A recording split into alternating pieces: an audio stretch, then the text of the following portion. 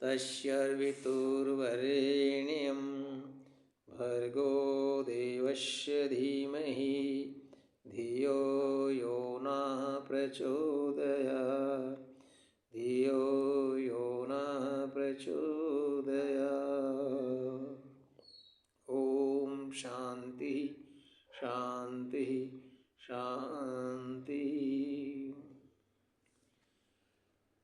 आदरणीय सज्जनों, सादर नमस्ते। आज श्रीमद् वाल्मीकि रामायण का ये दूसरा सर्ग, बालकांड का दूसरा सर्ग आपके सामने श्री राम के बारे में महर्षि वाल्मीकि ने जब महर्षि नारद जी से पूछा, उनकी विशेषताएं पूछी, किसी ऐसे व्यक्ति भी जिनमें ये विशेषता हो, तो महर्षि नारद ने ऋषि वाल्मीकि जी को बताया। वो पहले सर्ग में आ चुका है। आगे अवतरणिका का ही ये दूसरा भाग है।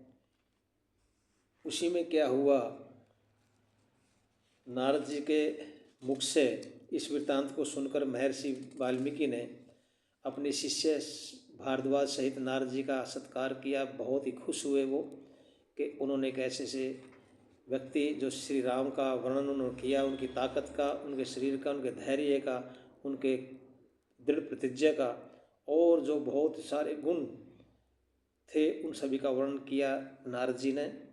और इसको सुनकर के महर्षि वाल्मीकि नारद जी का बहुत सत्कार किया अपने शिष्य श्री भारद्वाज जी के साथ मिलकर के। और देवर्षि नारद जी भी वाल्मीकि द्वारा विधिवत सत्कृत होकर के उनकी आज्ञा का लेकर के और वो आकाश मार्ग से चले गए। सज्जनों, रामायण काल में छोटे छोटे जहाज आदमियों के पास होते थे, अपने अपने जहाज होते थे, छोटे छोटे जहाज होते थे और उसी में चलते थे। हम लोगों को टीवी के माध्यम से दिखाया नारद जी को हवा में चलते हैं, उड़ते हुए, ऐसा नहीं था। उनके पास वो जहाज थे। जैसे आप लोगों ने सुना है रामायण के अंदर, जब रावण को मार करके और वो वापस अयोध्या जा रहे थे, तो विभीषण ने राम जी को कहा था कि मैं आपको पुष्पक विमान दे देता हूँ। उस टाइम भी पुष्पक विमान था, जो कि वो उसी समय के, साइंस बहुत ज़्यादा थी, आज से कहीं बहुत ज़्यादा साइंस थी। तो नारद जी भी इधर उधर भ्रमण के लिए वायुयान मतलब जहाज का ही प्रयोग करते थे। अन्यत्र भी आकाश मार्ग में गमन करने के उदाहरण आएंगे। तो वो नारद जी आकाश मार्ग से चले गए।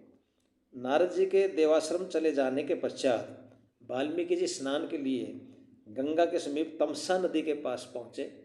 तमसा नदी के तट पर चले गए और नदी के समीप ही उस वन में महर्षि वाल्मीकि ने मिठी बोली बोलने वाले, सर्वदा साथ रहने वाले और विहार करते हुए क्रौंच पक्षी के जोड़े का देखा। क्रौंच पक्षी जो होता है उसका जोड़ा आपस में बैठा हुआ था किसी पेड़ के ऊपर, और वो हमेशा साथ रहने वाले, और बहुत ही क्रौंच की बोलते हैं, बहुत ही अच्छी वाणी होती है, बोली बहुत अच्छी होती है, मीठी होती है। इतने में ही उन पक्षियों का जो शत्रु था, एक व्याध, ने मुनि के सामने ही उस जोड़े में से एक नर क्रौंच पक्षी को मार दिया। क्रौंची व्याध द्वारा मारे गए रक्त से लथपथ और पृथ्वी पर छटपटाते हुए अपने पति को देखकर करुण स्वर में विलाप करने लगी। जो क्रौंची थी, क्रौंच तो मार दिया, और क्रौंची जो बची वो खून से लथपथ था क्रौंच, और उसको देख करके, छटपटाते हुए देख करके, और वो क्रौंची भी रोने लग गई, बहुत ज़्यादा विलाप करने लग गई।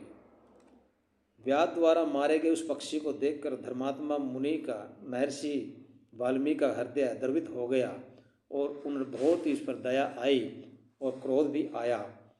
तो अचानक ही उनके मुख से क्या निकला, उस करुणा की अनुभूति के कारण व्याध के उस कर्म को अधर्म जानकर और विलाप करते हुए क्रौंची को देखकर वाल्मीकि जी के मुख से ये शब्द प्रस्फुटित हो चुके हुए, मतलब उसके शब्द निकले। और वो शब्द क्या थे?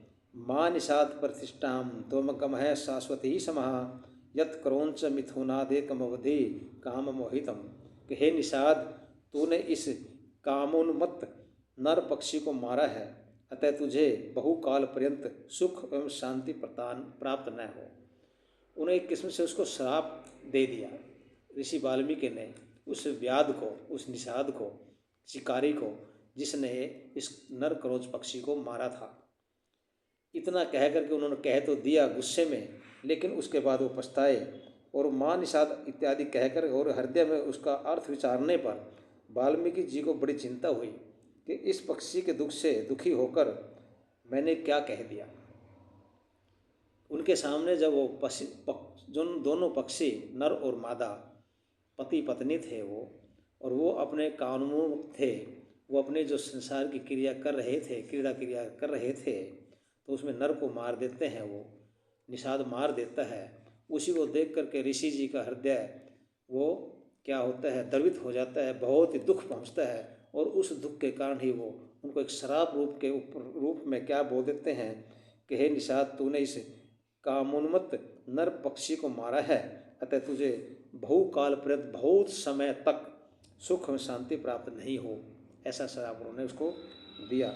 यह घटना जो है आगे आने वाली, जो बोलते हैं कवि पंत जी ने इसकी कविता की परिभाषा करते हुए ठीक कहा था क्या, वियोगी होगा पहला कवि, आह से उपजा होगा गान, उमड़ कर आँखों से चुपचाप वही होगी कविता अनजान। ये पंत जी की कविता है। यह घटना जो है आगे जैसे ये इसने बताया, इसमें जो इन्होंने मारा था, जो निषाद ने मारा था और महर्षि वाल्मीकि जी ने उनको श्राप दिया था, इसका आगे सीता के ऊपर ही और रावण के ऊपर लागू होता है। कैसे?